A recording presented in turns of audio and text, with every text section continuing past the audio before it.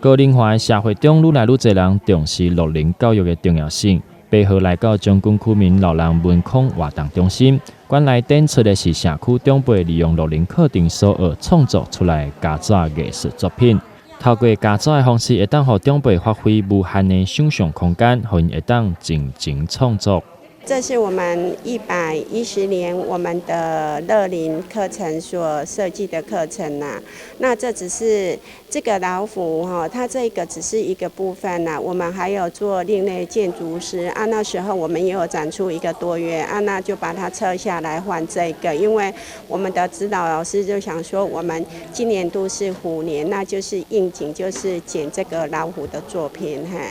目前目前我们就是一直在这边展出。那民众是不是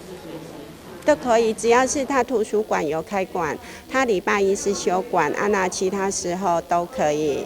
将军国小的校长陈雅君表示，非常的支持不断来举办安尼乐龄学习课程，让长辈当透过政府各地方的相关资源。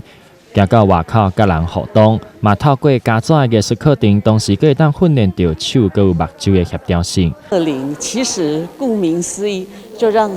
长辈是快乐学习，忘记年龄。那我觉得乐龄学习中心的推广对社区的长辈是非常有帮助的，因为他们在人生的上半部呢，为家庭、为孩子努力打拼了这么久。那在人生的下半场的话呢，有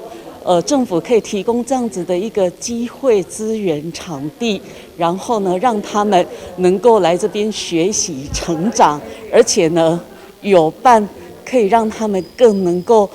走出家庭，然后心灵呢得到提升，同时呢也更有成就感。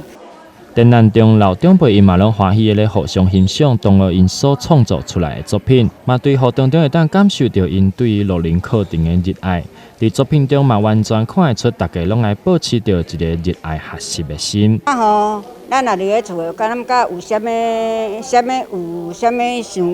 想讲哪会无安尼，干那足迄落啊吼，